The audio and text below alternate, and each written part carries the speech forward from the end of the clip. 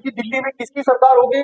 इसी बीच में इमरान प्रताप गढ़ी ने अपना ऐसा जलवा बखेरा कि दिल्ली की राजनीति का माहौल ही बदल दिया। चलिए देखें इमरान प्रताप गढ़ी को। टकराएगी वो आंधी बनाऊंगा, जो हर जालिम से टकराएगी वो आंधी बनाऊंगा, नए अंग्रेज आए हैं नया गांधी बनाऊंगा। कि भारत मां की आंख के तारे कहां गए, भारत मां की आंख के तारे कहां गए, आरएसएस के राज दुलारे कहां गए, अच्छे दिनों की तरह उन्हें भी खोज रहा कोई, बताए अन्ना हजारे कहां गए।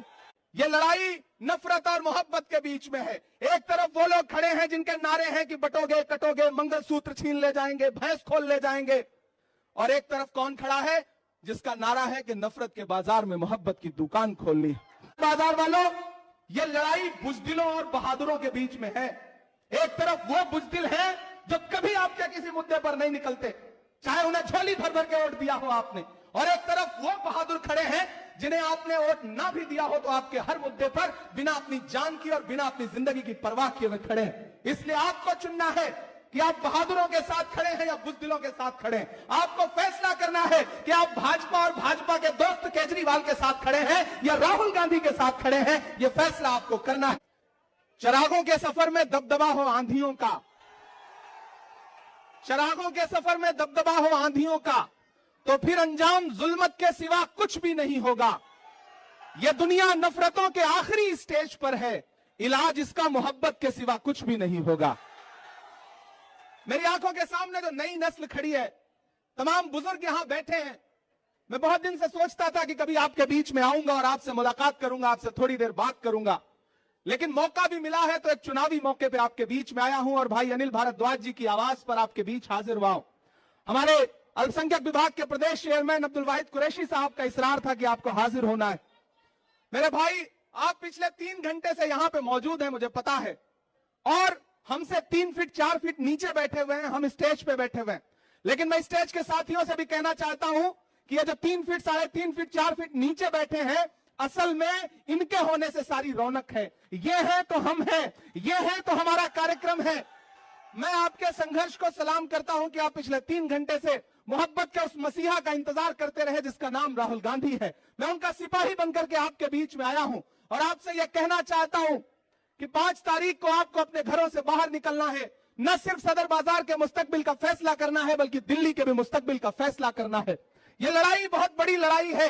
यह लड़ाई अगर आपको लगता है कि सिर्फ चुनावी लड़ाई है तो आप गलतफहमी के शिकार हैं। एक तरफ वो ताकतें खड़ी हैं जो नफरत के साथ खड़ी हैं, और एक तरफ वो ताकतें हैं जो मोहब्बत के साथ खड़ी हैं। ये इंद्रलोक है।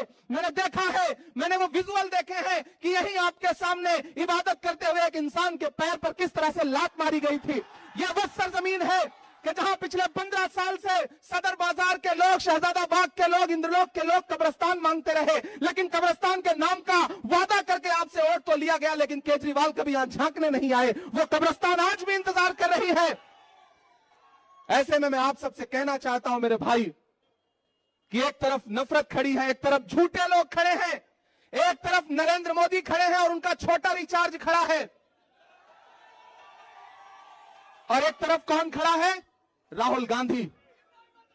इस देश में आने वाली सदियों में जब भी नफरत और मोहब्बत को तराजुओं पे तौला जाएगा तो यह कहा जाएगा कि जब पूरे मुल्क में नफरत उफान पर थी तो एक शख्स दिल्ली में खड़ा हुआ और उसने कहा कि मैं कन्याकुमारी से कश्मीर तक चलूंगा 4000 किलोमीटर, अपने पैर के छालों की परवाह नहीं करूंगा। मैं चला हूं राहुल गांधी के साथ, मैंने देखे हैं उनके पांव के छाले। जब मैं उनके साथ चलता था तो मुझसे मीडिया के साथी कहते थे कि इमरान साहब आप तो शायर हैं, आप राहुल गांधी के कंधे से कंधा मिलाकर चल रहे हैं, क्या कहेंगे? तब मैं उनसे कहता था वो इंसान 4000 किलोमीटर चलता रहा, सिर्फ एक नारा लगाता रहा कि नफरत छोड़ो भारत जोड़ो, सिर्फ एक नारा लगाता रहा कि नफरत के बाजार में मोहब्बत की दुकान खोलनी है। अरे इंद्रलोक वालों, शहजादा बाग वालों, आप तो इस बात पर ईमान रखते हो ना कि मजदूर का पसीना सूखने से पहले उसकी मजदूरी उसे दे देनी चाहिए। रखते हो ना इस बात पर ईमान? मैं रखता हूं इस बात पर ईमान कि मजदूर का पसीना सूखने से पहले उसकी मजदूरी उसे दे देनी चाहिए। मुझे बताएं, आज शहजादा बाग के लोग मुझे बताएं, इंद्रलोक के लोग मुझे बताएं, और खासतौर से मेरे अपने समाज के लोग मुझे बताएं कि जब यहां पर नमाज पढ़ते हुए इंसान को लात मारी जा रही थी, जब वहां संभल में लाशें बिछाई जा रही थी, जब हाथरस में एक दलित बिटिया का बलात्कार हो रहा था, जब मणिपुर में माएं बेटियां बिना कपड़ों के परेड कराई जा रही थी, तो निकला था कोई केजरीवाल कुछ बोलने के लिए? निकला था कोई केजरीवाल? निकले कोई नरेंद्र मोदी कुछ बोलने के लिए? नहीं निकले ना। कौन निकला? संभल में कौन खड़ा था? हाथरस में कौन खड़ा था? मणिपुर में कौन खड़ा था? कन्याकुमारी में कौन खड़ा था? कश्मीर में कौन खड़ा था? जब दिल्ली चल रही थी तो कौन खड़ा था? अगर आपके हर मुद्दे पर राहुल गांधी खड़ा है तो फिर वोट अगर किसी बहुरूपिये को देंगे तो ये आप अपने जमीर के साथ नाइंसाफी करोगे। मैं अनिल भारद्वाज जी के लिए आपसे आज अपील करने आया हूं और आपसे यह कहने आया हूं कि याद करो 2013 की दिल्ली, याद करो 2014 की दिल्ली, जब एक नाटक शुरू किया गया था यहां पर और आरएसएस के लोग, भाजपा के लोग पीछे से उस नाटक की पैरवी कर रहे थे। सारा स्पॉन्सरशिप आरएसएस कर रही थी और जब सरकार बन गई, राजनीति में आ गए तो आज सब गायब हैं। मैं तो पूरे देश में जाके शेर पढ़ता हूं, सब गायब हो गए और ये बहरूपी अपने शीश महलों में घरों के अंदर दुबक के बैठ गए। केजरीवाल जी आएंगे आपके बीच में प्रचार करने तो उनसे पूछना कि जब दिल्ली चल रही थी तब क्यों नहीं आए हमारे बीच में, आज सुरक्षा लेकर के हमारे बीच में आ रहे हो। केजरीवाल की खांसी बंद हो गई, पूरी दिल्ली को खांसी आने लगी। इसलिए मैं आपसे कहना चाहता हूं साथियों कि अनिल भाई आपके बहुत शानदार प्रत्याशी हैं, राहुल गांधी जी ने इन पर भरोसा किया है। मैंने आपसे कहा ना कि आप तो इस बात पर ईमान रखते हो कि मजदूर का पसीना सूखने से पहले उसकी मजदूरी उसे देनी चाहिए। मैं चला हूं राहुल गांधी के साथ कन्याकुमारी से कश्मीर तक, मैंने उनके पांव के छाले देखे हैं। मैं उन पांव के छालों की याद दिलाते हुए आपसे कहना चाहता हूं कि अगर इस बात पर ईमान रखते हो कि मजदूर का पसीना सूखने से पहले उसकी मजदूरी उसे दे देनी चाहिए, तो मैं आपसे राहुल गांधी की मजदूरी मांगने आया हूं। और वो मजदूरी है अनिल भाई को अपना एक एक वोट देकर के हाथ के पंजे के सामने वाले बटन पे 5 तारीख को अपना एक एक वोट देकर के इन्हें विधानसभा पहुंचाइए। आपका दिया गया एक एक वोट सिर्फ अनिल भारद्वाज को नहीं मिलेगा, मोहब्बत के उस मसीहा को मिलेगा जिसका नाम राहुल गांधी है। आपका दिया गया एक एक वोट सिर्फ अनिल भारद्वाज को नहीं मिलेगा, इस देश में डॉक्टर बाबा साहब अंबेडकर के संविधान के सबसे बड़े अगुआ मल्लिकार्जुन खड़गे जी को मिलेगा। आपका अनिल भारद्वाज को दिया गया एक एक वोट सिर्फ इनको नहीं मिलेगा, इस देश में महिलाओं की सबसे बड़ी आवाज प्रियंका गांधी जी को मिलेगा। आपका दिया गया एक एक वोट सिर्फ अनिल भारद्वाज को नहीं मिलेगा, इमरान प्रतापगढ़ी पे आपका एहसान होगा, यह कहने के लिए आपके बीच में आया हूं। और आपसे गुजारिश करता हूं कि इस बड़ी लड़ाई में आपको चुनना पड़ेगा। और अकलियत के लोगों, खास तौर से मेरी एक बात सुनना और जाना, तो रात को जब सोने लगना अपने तन्हा कमरों में, तो याद करना कि एक 35-36 साल का लड़का आया था, एक बात कह करके गया। आप पिछले 3 बार से केजरीवाल को वोट देते आ रहे हो, लेकिन जब जब आपको जरूरत पड़ी केजरीवाल कहीं नजर नहीं आए। क्यों? क्योंकि उनको पता है कि आप थोक के भाव वोट दे दोगे। मैंने एक फिल्म देखी थी, उस फिल्म में एक डायलॉग था कि आग को पानी का डर बना रहना चाहिए। आपने वो डर खत्म कर दिया।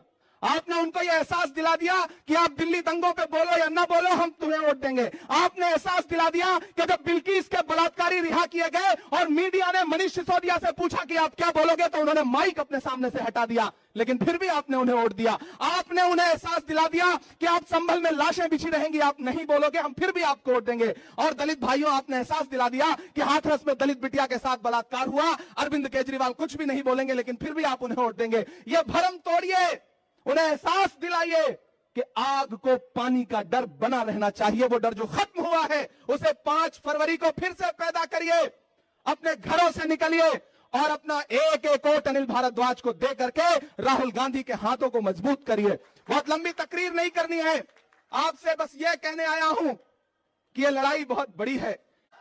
मेरी नई नस्लों, एक इंसान जो बिना डरे हुए इस देश के हाकिम की आंख से आंख मिला करके बोलता है, इस देश में संविधान बचाने की लड़ाई अगर सबसे बड़ी कोई लड़ रहा है तो उस शख्स का नाम राहुल गांधी है। हम सब उसके सिपाही बनकर के आए हैं। मैं कोई बहुत लंबी तकरीर नहीं करूंगा, सिर्फ 4 मिसरे पढ़ूंगा, वो हक भी पूरा हो जाएगा जो आप सुनना चाहते हैं। माइक थोड़ा बेहतर कर दें, कहां है माइक? थोड़ा बेहतर कर दें। नहीं हो सकता? जैसे अरविंद केजरीवाल की खांसी सही हो गई वैसे माइक भी सही हो सकता है भाई, थोड़ा सा बेहतर कर दें अगर हो सके तो। मैं सिर्फ 4 मिसरे पढ़ता हूं साथियों कि खौफ नहीं जिसे, थक तो नहीं गए? नया पाने की चाहत में पुराना छूट जाता है, तुझे अपनाऊं तो मुझसे जमाना रूठ जाता है। मोहब्बत पढ़ने लिखने में बहुत आसान है, लेकिन मोहब्बत को निभाने में पसीना छूट जाता है। मुझे पता है आप पिछले 3-4 घंटे से यहां मौजूद हैं, राहुल गांधी जी का इंतजार कर रहे थे, लेकिन पिछले 4-5 दिन से ऐसा लग रहा है जैसे उनको नजर सी लग गई हो, तबीयत खराब है। आप उनके लिए दुआ भी करें, वो सेहतमंद होकर के कल से पूरे दिल्ली में प्रचार के लिए उतरे। वो खुद आपके बीच में आना चाहते थे, लेकिन उनका संदेश आया कि इमरान आप जाइए, लोगों से कहिए कि मैं नहीं पहुंच पा रहा हूं और मेरा पैगाम भी उनको पहुंचाइए। तो मैं आप सबकी तरफ से मैं चाहता हूं कि आपकी तालियों के साथ राहुल जी तक ये संदेशा जाना चाहिए कि खौफ नहीं जिसे मुरझाने का, हम उस गुल के साथ खड़े हैं। अगली जो लाइन है ना, वो लाइन आपकी तालियों के साथ पूरे दिल्ली की फजाओं में जानी चाहिए, अपने राजमहल में सोने वाले मोदी जी तक और अपने शीश महल में सोने वाले केजरीवाल तक, दोनों तक जानी चाहिए कि खौफ नहीं जिसे मुरझाने का, हम उस गुल के साथ खड़े हैं। खौफ नहीं जिसे मुरझाने का, हम उस गुल के साथ खड़े हैं। कैसा भी दौर आए लेकिन हम राहुल के साथ खड़े हैं। कैसा भी दौर आए लेकिन हम राहुल के साथ खड़े हैं। कल भी खुल के साथ खड़े थे, आज भी खुल के साथ खड़े हैं। कैसा भी दौर आए लेकिन हम राहुल के साथ खड़े हैं।